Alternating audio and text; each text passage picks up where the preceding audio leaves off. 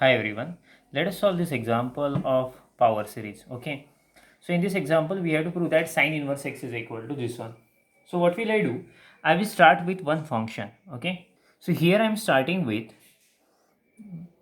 1 upon root 1 minus x square. Okay, so this is nothing but, see, I wrote uh, this 1 minus x square raised to 1 by 2, since you know that root is nothing but raised to 1 by 2. So if I will shift to the numerator, then this it will have a minus sign.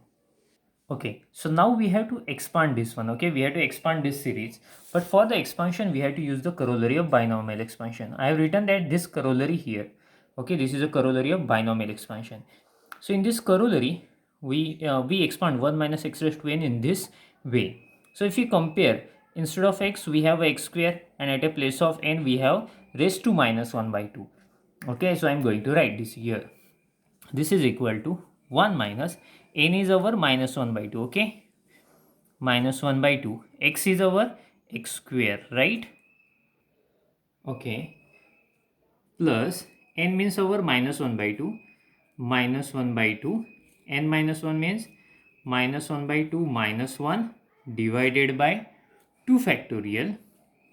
X is our x square, so x square square means x raised to 4. Okay, okay, let us go further.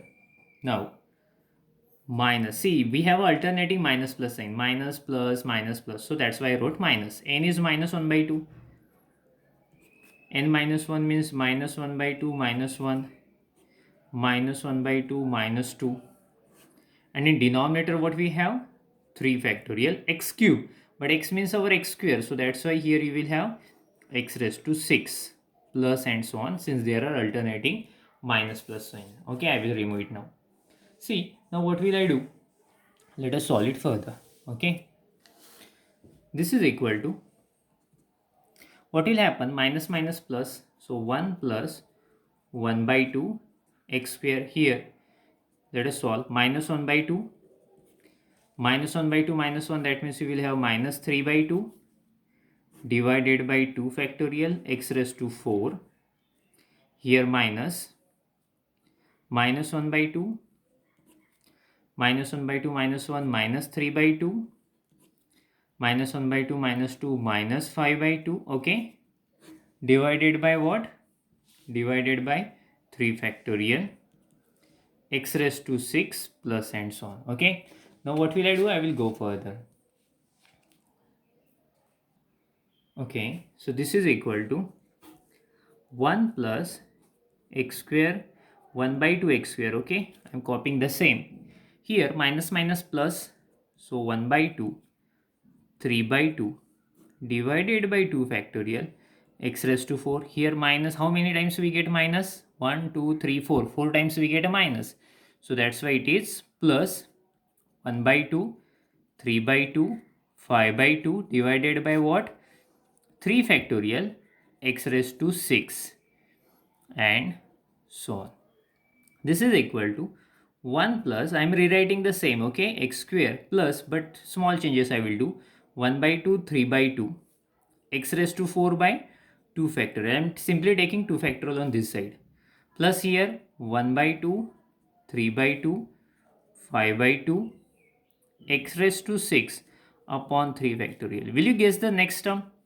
In the same way we can write now. So here next term will be 1 by 2, 3 by 2, 5 by 2. Next will be again 7 by 2.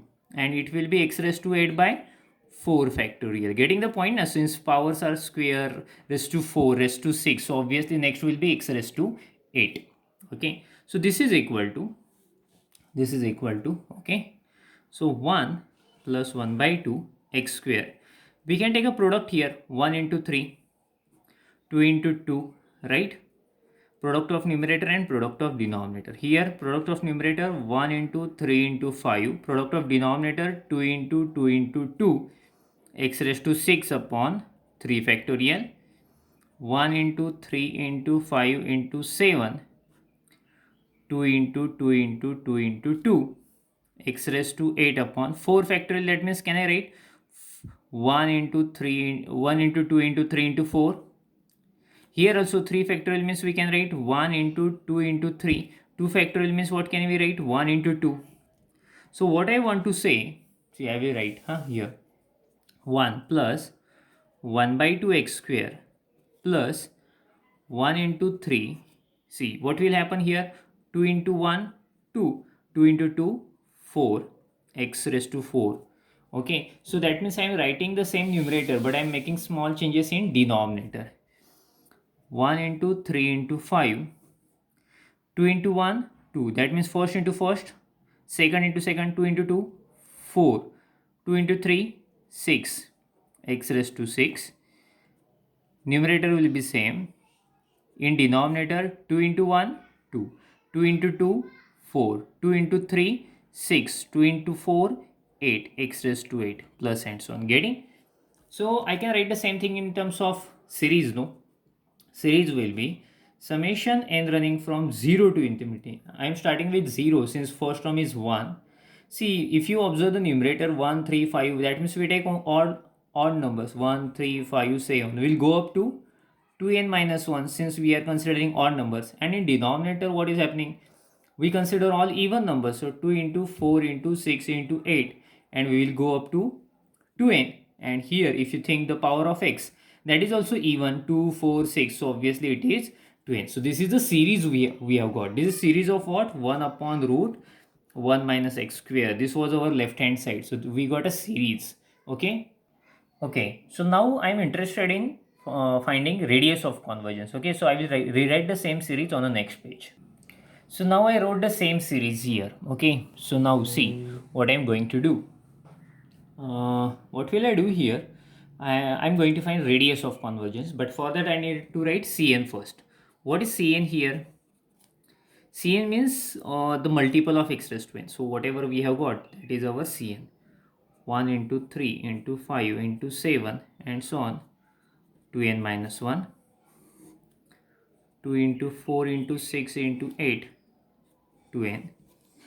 So then I'm going to find limit n tends to infinity mod Cn plus 1 upon Cn.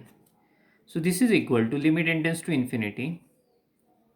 Cn plus 1, that means n will be replaced by n plus 1. So it will be 1 into 3 into 2n plus 1. Getting 2n plus 1, 2 minus 1, that means 2n plus 1 we will get. Getting the point now? Otherwise I will show you here what is happening. 2n plus 1 minus 1. So it is 2n plus 2 minus 1. So this is 2n, 2 minus 1, 1. So that's why I wrote 2n plus 1. Understood? In denominator, 2 into 4 and so on. Here n will be replaced by n plus 1. So this is 2n plus 1. That means by multiplying by 2 you will have 2n into.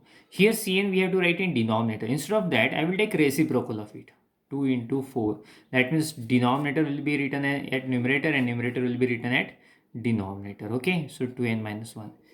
See what will happen? Terms will get cancelled. 2, 2, 4, 4. Okay, all terms will get cancelled. So limit n tends to infinity. Okay, so see term after cancelling the terms, what will you get here? See 2n minus, its previous term is 2n minus 1. So at numerator you will have 2n plus 1. In denominator previous term is 2n. All terms will get cancelled and you will have 2n plus 2. So let us divide numerator and denominator by n. So this is 2 plus 1 by 2. After dividing both sides by n, 2 plus 2 by n. Okay. So as n tends to infinity, 1 upon infinity is 0. So this is I will write here 2 plus 0 and here 2 plus 0. So it is 1. So therefore radius of convergence r is equal to, radius of convergence means reciprocal of this one. Okay. So it will be limit n tends to infinity mod Cn plus 1 upon Cn, which value 1 we have got, 1 upon 1, 1. That means the series is convergent. Getting? For mod x less than 1. So I will mention here. Okay, I will mention. Therefore, I will mention above series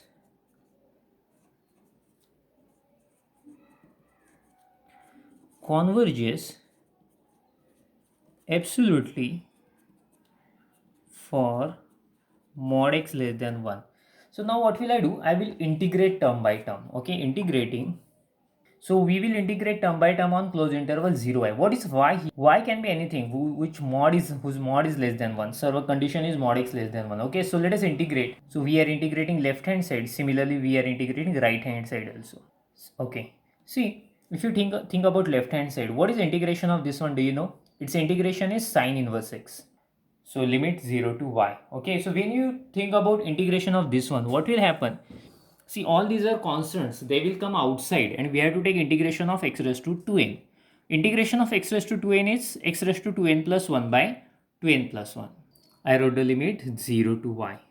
So let us put upper limit first. If you put y here, you will have sine inverse y. And if you put lower limit 0, you will have 0. Here also I will put y first. And if you put 0, you will have 0. What is value of sine inverse 0? Sine inverse 0 is 0. So that's why we can write only sine inverse y. And here I will copy the same thing. So we can replace y everywhere by x. Okay. Okay. So but the condition is that mod x should be less than 1. So I will mention mod x is less than 1. So in this way we proved whatever we want to prove. Thank you.